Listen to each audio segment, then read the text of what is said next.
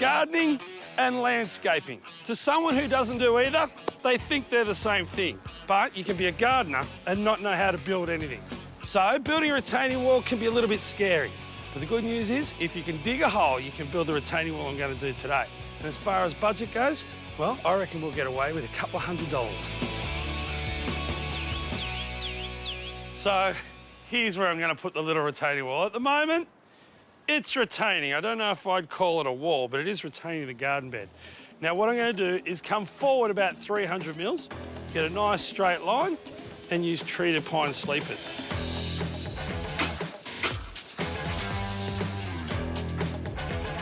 I've set up the first and the last of the posts that are going into the ground, and I can use them instead of putting stakes in the ground to run my string line on. Just got an off-cut of timber here, which can give me a height guide. And then the retaining wall will have contact with the ground, then it'll be nice and straight. Now, rather than picking up a tape measure and measuring out where my posts have got to go, if you lay out the sleepers, I can work out exactly where they need to be. And remember, it's a lot easier to cut a little bit off a sleeper than trying to add a little bit on. I'm clearing away the grass that will be behind the new wall, and I'm also adding some extra posts to support where the middle of the sleepers will be.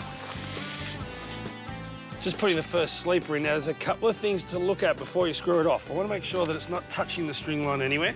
Make sure it's the centre of that post there, so when I butt the next one up to it, it's the best fitting joint.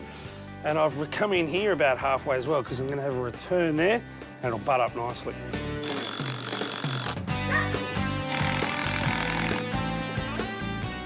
When I said it's easier to cut the timber than add a bit onto it, here's two examples of what I'm talking about. The post in the ground has excess, so I can mark that and cut off the excess. And here it's too long, so all I've got to do is find the centre and cut that little bit off.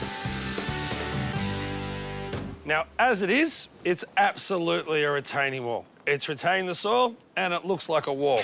But if you want to have it as a double feature, and I mean turn it into a retaining wall and a little seat, you can go across the top with a capper, which is just the same sleeper laid down flat, and now you've got a seat for about 20 friends.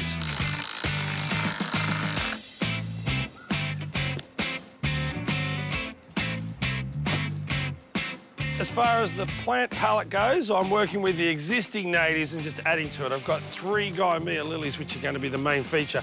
Then we step down to these little acacias. They want to get to 1.5, which means you'll be able to keep them to about 1 metre, which is a nice step down from these guys, which will get up here. And then across the front, little dainty natives that flower like cutleaf daisy. After all, we want to show off that retaining wall. It's our best work.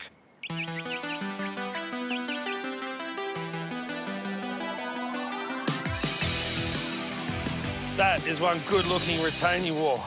Now, I said you could do it for a couple of $100. There's 14 sleepers at $11 each, so that's $155. Plus the concrete and the screws, I'm just over that $200 mark. But the way I look at it, if you had to go and buy benches that would sit this many people, you're well ahead of the game. In fact, this is free.